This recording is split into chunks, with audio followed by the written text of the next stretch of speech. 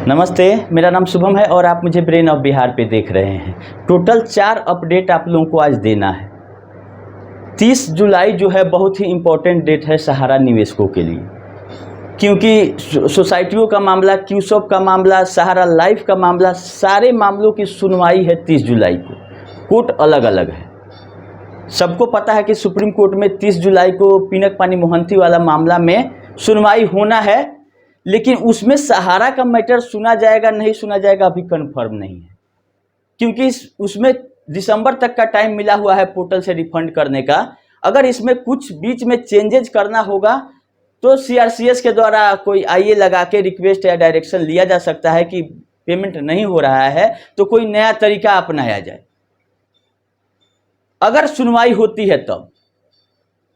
दूसरा एक अपडेट है कि सहारा लाइफ का 19 जुलाई को सुनवाई हुआ था तो कुछ नहीं हुआ था। दोनों पार्टी के कंसेंट से फिर से मामला 30 जुलाई को सुना जाएगा। सिक्योरिटीज अपीलेट ट्रिब्यूनल में सहारा लाइफ इंश्योरेंस कॉर्पोरेशन का जो आईआरडीए के अगेंस्ट में चल रहा है, जो एसबीआई लाइफ में ट्रांसफर करने का मामला था वो, तो इस तरह से सहारा लाइफ का भी मामला 30 जुलाई को है।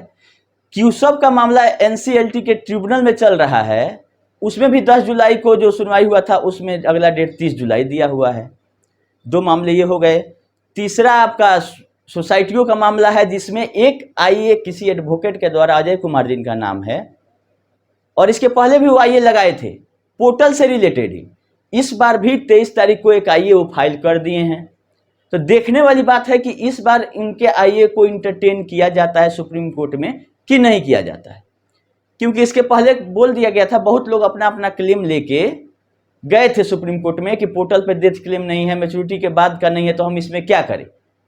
लेकिन उसमें यह बोल दिया गया था कि आप जो कमिटी है उससे संपर्क करें उसके निस्तारण के लिए। सुप्रीम कोर्ट उस पर कुछ नहीं नया निर्देश दिया, लेकिन फिर से वही आदमी जिनका आईए वहां पे डिस्पोज ऑफ किया गया है, इस सुप्रीम कोर्ट के साइट पे दिख रहा है कि वो 23 तारीख को नया आईए फाइल किए हैं डायरेक्शन के लिए। तो कहीं ना कहीं से सहारा का मामला उठ सकता है। ये एक सकारात्मक चीज है जो भी एडवोकेट लोग फाइल किए हैं। इसमें जरूरी है डायरेक्शन का, नए तरीके से वेरिफिकेशन का, और पोर्टल पे ये बताने का कि अभी भी 1% के आसपास ही पेमेंट हो रहा है।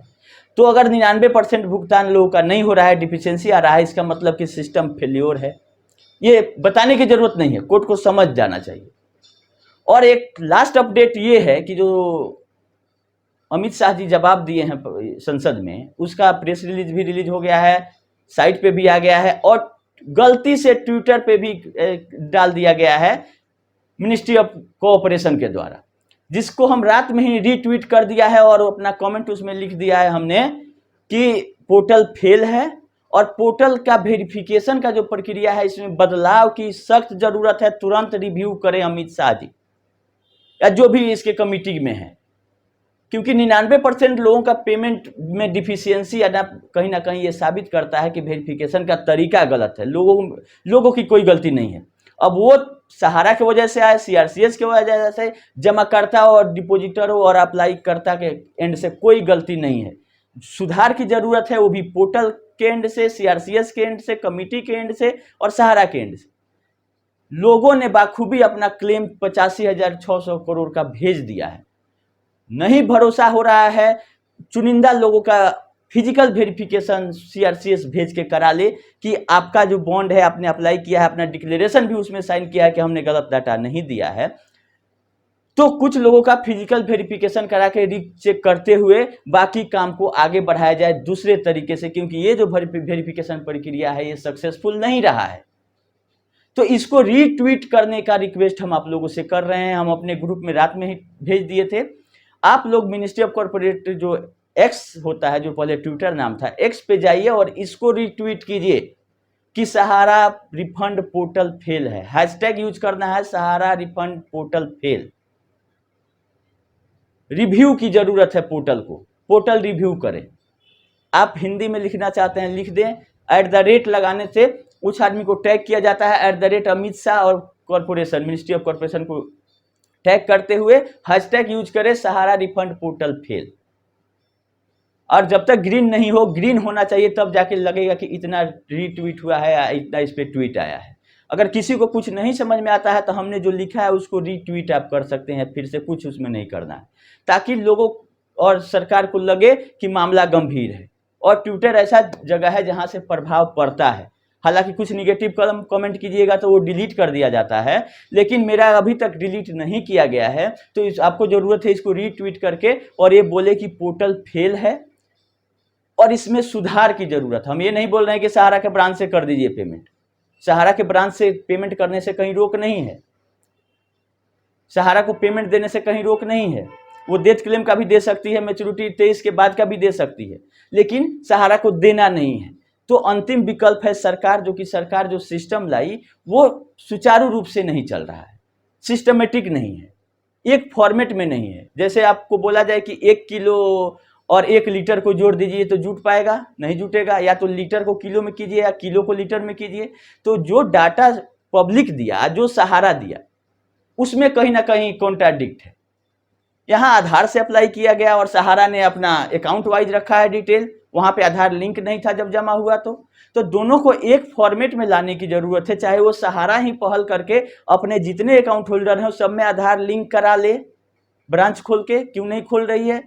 अगर उसको री-केवाईसी करना है तो बैंक में होता है कि पहले आपका 4 अकाउंट एक बैंक में था और सबका अकाउंट अलग, आईडी अलग था, लेकिन बैंक ने उसको तत्परता से चारों अकाउंट को मर्ज करके एक कर दिया और सब में आधार लिंक कर दिया। तो सहारा ने अपने ब्रांच खोल के क्यों नहीं सबका आधार, जब से आधार आया है, चाहे आज के डेट में जो हमको आधार आपको लिंक करना पड़ेगा अकाउंट से, तभी हम सीआरसीएस को डाटा दे सकते हैं। तो बहुत ऐसा तरीका अपना के इस प्रोसेस को भी किया जा सकता है और ट्रांसपेरेंट तरीके से किया जा सकता है और एक भी फर्जी आदमी को पेमेंट नहीं होगा। ऐसा किया जा सकता है, तभी हम बात बोल रहे हैं। और किसी को समझने की जरूरत है और हम करके वो दिखा सकते हैं, तभी हम बोलते हैं। केवल सजेशन देना मेरा काम नहीं। अगर किसी को चाहिए, कोई कमिटी हो, चाहे सहारा हो, चाहे सीआरसीएस हो, अगर कोई बोलता है कि आप बोल रहे हैं उसको कैसे करना है, तो हम करके भी दिखा सकते हैं कि ऐसे ऐसे किया जा सकता है, केवल भाषणबाजी नहीं। हाँ, जरूरत है इस वीडियो को और इस मैटर को सरकार तक, सुप्रीम कोर्ट तक और सीआरसीएस तक पहुंचाना। तो रीट्वीट आप लोग जरूर करें मेरे ट्वीट को, या सीआरसीएस ने जो अपना ट्वीट डाला है कि हमने 360 करोड़ रुपया बांट दिया, तो ये भी जानना जरूरी है कि 85,000 करोड़ में मात्र 360 करोड़ आप दे पाए। तो आप अपना डंका बजा रहे हैं कि 360 करोड़ हम बांटे, कि ये कितना पैसा हुआ। तो उस अंदाज से आप सोचिए कि 85,000 करोड़ लोग मात्र जो क्लेम किए हैं उनका सहारा में फंसा हुआ है। तो उस मैटर को इतने स्लो तरीके से क्यों किया जा रहा है। सितंबर में डेट लगा है सहारा सेबी वाला मैटर में, तो उसमें कुछ सीआरसीएस से रिलेटेड कहीं कुछ नहीं है। सीआरसीएस सोसाइटियों का जमा था 2253 करोड़, वो आ गया भुगतान करने के लिए। वो कंटेम्प्ट का केस है कि सहारा ने बात नहीं माना था सुप्रीम कोर्ट का, जिसके लिए कंटेम्प्ट पिटीशन चल रहा है। और वो मैटर वहां से शुरू होगा कि एमबी वैली का नीलामी नहीं होने के कारण लिक्विडेटर अपना हाथ खड़ा करते हुए रिपोर्ट सुप्रीम कोर्ट में सुपुर्द कर दिए थे कि हमसे एमबी वैली नहीं बिका है। उसके आगे कोर्ट ने कहा था कि कोर्ट अपने हिसाब से अब आगे इसको डील करेगी। तो रियल एस्टेट और हाउसिंग का तो 24,000 करोड़ का मामला है ही, साथ में एक नया मामला 14,000 करोड़ का सहारा इंडिया कमर्शियल का भी सेबी ने उठा दिया है, जिसका केस इसी सहारा सेबी में लिंक है वहां पे कि सिक्योरिटीज अपीलेट ट्रिब्यूनल के आदेश के अपील दायर किया है कमर्शियल के मामला में सहारा ने सुप्रीम कोर्ट में, वो भी सहारा सेबी से टैग है। तो जब सितंबर में सुनवाई होगा तो सेबी अपना दावा 24,000 करोड़ प्लस 14,000 करोड़ प्लस उसका इंटरेस्ट का कर रही है। और अभी तक ये साबित नहीं हुआ है कि क्यूसॉप से सोसाइटी या रियल एस्टेट से क्यूसॉप और क्यूसॉप से सोसाइटी में आया था पैसा। सेबी ने बताया नहीं। सेबी को क्या मतलब है कहाँ गया। उसको कहना है कि जो बॉन्ड लेके आए उसको पैसा हमने दिया, जो नहीं लेके आए इसका मतलब जमा करता नहीं है। अब रहा बात कि बीच में एक रिट एप्लीकेशन कुशवाहा जी के द्वारा डाल दिया गया कि ऐसा ऐसा हुआ है, ये वहां पे केवल बताने के लिए, और जमाकर्ता सब सही हैं, पैसा रियल एस्टेट हाउसिंग का ही है और घूमते हुए वो सोसाइटियों में आके खड़ा हो चुका है। और इसको उससे लिंक करके जो सहारा सेबी में पैसा पड़ा हुआ है वो सरकार अपने कब्जे में या सेबी अपने कब्जे में नहीं ले, इसके लिए जरूरी है ये प्रूफ करना वहां कि ये कन्वर्जन होते हुए आया है और कोई भी बाहरी इनकम से लोग नहीं जमा किया कि लोग ITR देगा और ये देगा। एक ही पैसा कन्वर्जन होते हुए आया और ब्याज जो मिला उस पर TDS काटना था सहारा को, अगर टीडीएस सहारा ने काटा रहता तो लोग अपना रिटर्न फाइल किए रहते। तो सहारा को नियम कानून से मतलब नहीं रहा है शुरू से, जैसे मन किया वैसे करते रहे सुब्रत राय, और लास्ट में आके अपना हाथ खड़ा करके वो स्वर्ग सिधार गए हैं। अब बचा जिसका पैसा फंसा हुआ है वो दर दर ठोकरे खा रहा है, और एजेंट लोग गाली सुन रहे हैं, और जांच एजेंसी अपना जांच कर रही है। लेकिन पब्लिक का पैसा मिलने से हम लोगों को मतलब है, जिसके लिए हम लोग वीडियो बना के आवाज़ उठा रहे हैं कि ये दिक्कत प्रैक्टिकली है। किसी को कोई कन्फ्यूजन हो तो कमेंट करके हमसे ज़रूर पूछे, और जो लोग अप्लाई नहीं किए हैं वो अप्लाई करिए। डिफिशियंसी जिसका हट जा रहा है उतना का जरूर हटा लें, क्योंकि पोर्टल पे ही आपका क्लेम रहेगा तो सरकार पे प्रेशर रहेगा कि हाँ इतना का पैसा देना है। दूसरा 10,000 वाला सिस्टम भी गलत है कि 10,000 आप क्यों दे रहे हैं जब कंपनी बंद नहीं हुई है, अभी तक उसके पास एसेट का कमी नहीं है जैसे कंपनी कह रही है। तो 10,000 देने के कहाँ से आया आपके पास दिमाग बात में, और भी बिना ब्याज का 10,000 भी दीजिए तो 5,000 अगर जिसका जमा है और मैच्योरिटी 10,000 हुआ है तो विथ इंटरेस्ट 10,000 दीजिए। आपने इंटरेस्ट का पल्ला ही झाड़ लिया, जबकि इंटरेस्ट के लिए ही पैसा लोगों ने सहारा में जमा किया। तो ये दोनों सिस्टम गलत है कि बिना इंटरेस्ट का पैसा देना और 10,000 देना। हमने शुरू से बोला है कि परसेंटेज में आप दीजिए, और जिसका मैच्योरिटी अगर पूरा हो गया केवल उतने का आपको एंटरटेन करना है तो विथ मैच्योरिटी आप रिफंड करना क्यों नहीं शुरू करते हैं।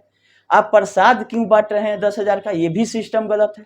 तो इन सारे मुद्दों को सुप्रीम कोर्ट में रखना जरूरी है, या कमिटी वाले लोग अगर सुन रहे हैं जो भी इस जांच कमेटी में हैं, हमारे माननीय जस्टिस से भी मेरा निवेदन है कि वो इसका रिव्यू करें ताकि लोगों का जो इन्वेस्टमेंट है वो वापस आ जाए। खैरात तो है नहीं कि 10,000 5,000 ले लो और निकलो। ये 85,000 करोड़ प्रिंसिपल प्लस उसका ब्याज, और जो लोग अप्लाई नहीं किए उनका लमसम 2 लाख करोड़ प्लस का मामला है। उसी हिसाब से इसका निस्तारण होना चाहिए। ये नहीं कि 360 करोड़ हम दे दिए बहुत अच्छा कर दिए। आपने 360 करोड़ दिया लेकिन 85,000 करोड़ अभी नहीं दिया। बात ये है, ये मामला उठना चाहिए, लेकिन विपक्ष को कोई मतलब रहा नहीं है। संसद में भी बीजेपी के ही लोग उठा रहे हैं सवाल, जवाब भी बीजेपी के लिए लोग ही दे रहे हैं। तो राहुल गांधी जिस दिन सहारा का मुद्दा उठा लेते इनका 5% वोट बढ़ जाता। लेकिन राहुल गांधी को इस सबसे मतलब नहीं हुआ, अडानी अंबानी के चक्कर में है। गरीबों का पैसा है तो उनको नहीं मैटर उठाना है। अगर राहुल गांधी एक दिन संसद में सहारा का मैटर उठा दे, कल से सारा सिस्टम दुरुस्त हो जाएगा। खैर अभी इतना ही रखते हैं, इस वीडियो को अपडेट देते रहेंगे। 30 तारीख इंपॉर्टेंट डेट है, हमको उम्मीद है कि कहीं ना कहीं रिव्यू या कुछ भी पोर्टल से रिलेटेड जरूर आएगा। अभी के लिए इतना ही, धन्यवाद।